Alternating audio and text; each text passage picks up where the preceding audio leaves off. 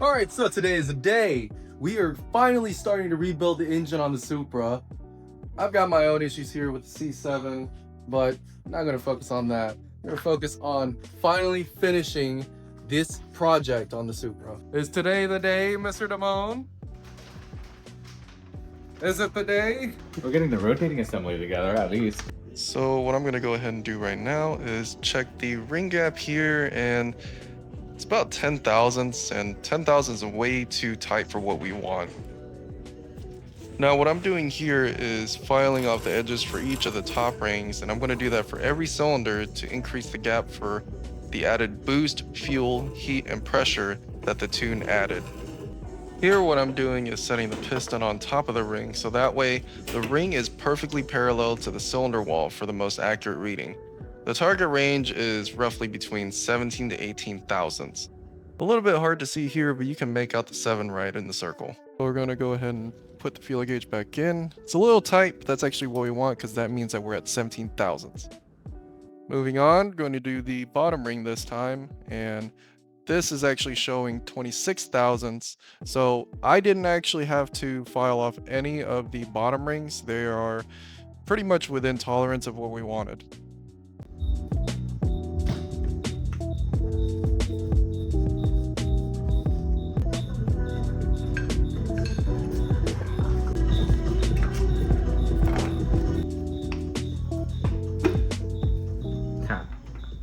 Sometimes I can do that.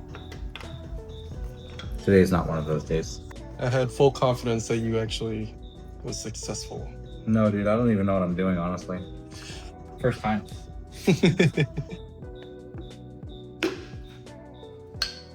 First time. Bitch. You didn't step on a ring? No, like. Yeah. No, I think it's just fucking dirty still. Nice.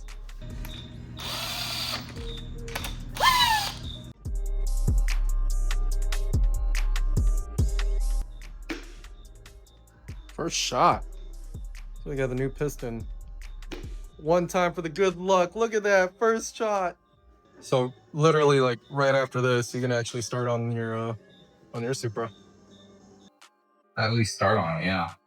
Like, I still don't realistically see myself getting that far done until like December or January. Try to have it done by late November. Between the last video and now, nobody will have known that I actually started wrapping this yet. I'm so used to turning the motor like this, not like this. Dang, 2 more to go. Man, what happened to the first 2? These are going in first shot right now. Oh, the last one. Oh, I didn't even fucking go. Okay. Nice. The B58 Professional over here. How many of them have you already done now?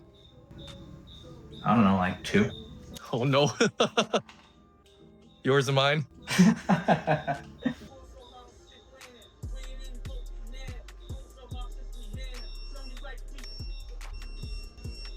Well, yeah, that is bottom end assemble. Let's go! Let's go! Oh, but you're right, dude. That one shiny piston, the compression ratio is off. Yeah, it's gonna be way too efficient now. Way too efficient? Way too efficient. There's gonna be an imbalance in the amount of load.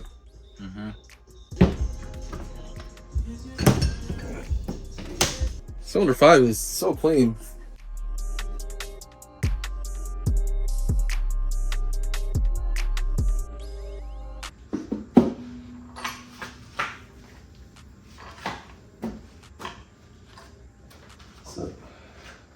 So you've never had this issue where the head bolt is stuck like this? Well, like I told you, dude, I've done this twice. And on mine, you know what I did? I took out this, which was an awful idea, because that's reference for variable valve left cam positioning. Yep.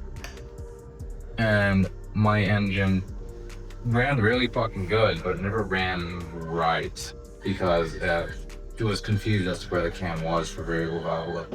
It ran great, but it didn't do low speed or idle correctly because it didn't know where to set variable valve. So you were serious about only doing this twice? Yeah. Really? You've only ever done this twice? Yeah. Whoa!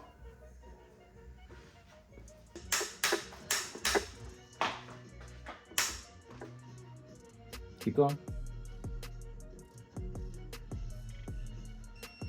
You want to give it back? It stopped doing it and then went smooth. I was feeling the stretch.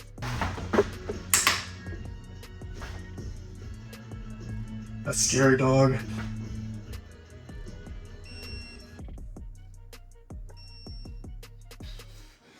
You can do the rest. I swear to God, bro. That's the third one. That's normal.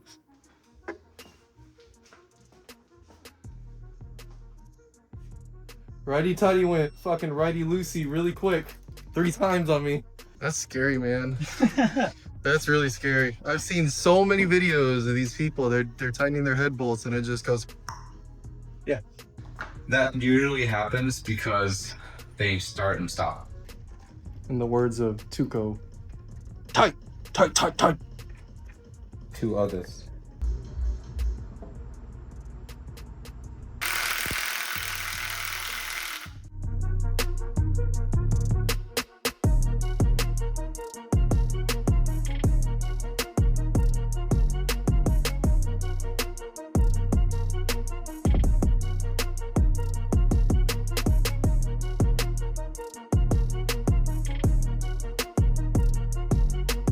All the wiring harness really makes this job look daunting.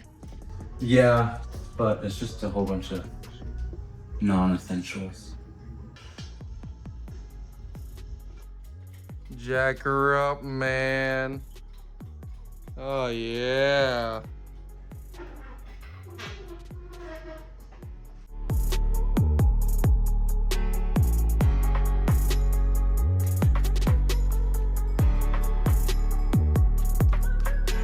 It's in the car.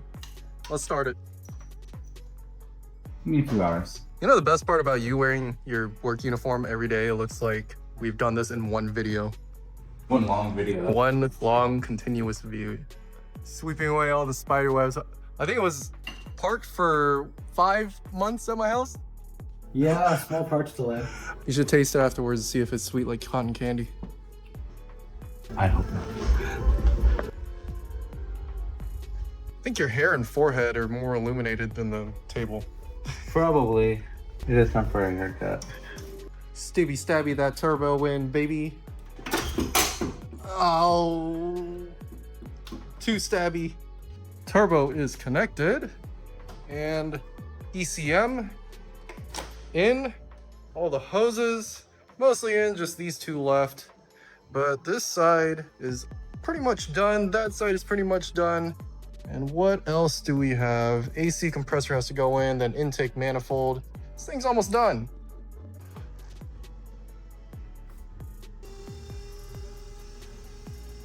Woo! On the home stretch, baby. Wow, it's looking more and more like an engine in there. Bit by bit, piece by piece. All right, it's the moment of truth.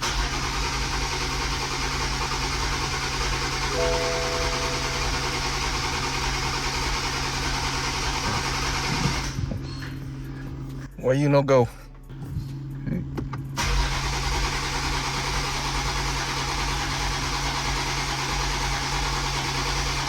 Come on, stop being a jerk.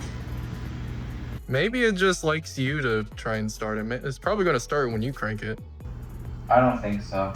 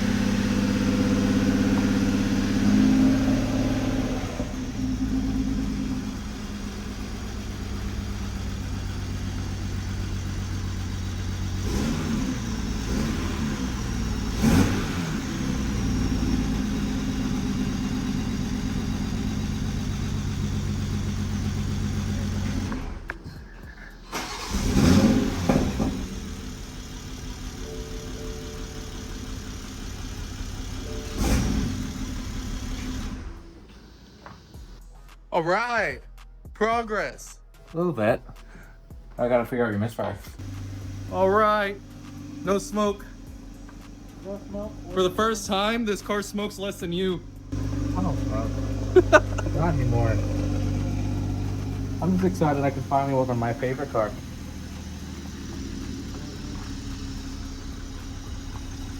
Wow, it's quiet. It's running so smooth now. A lot better than it did.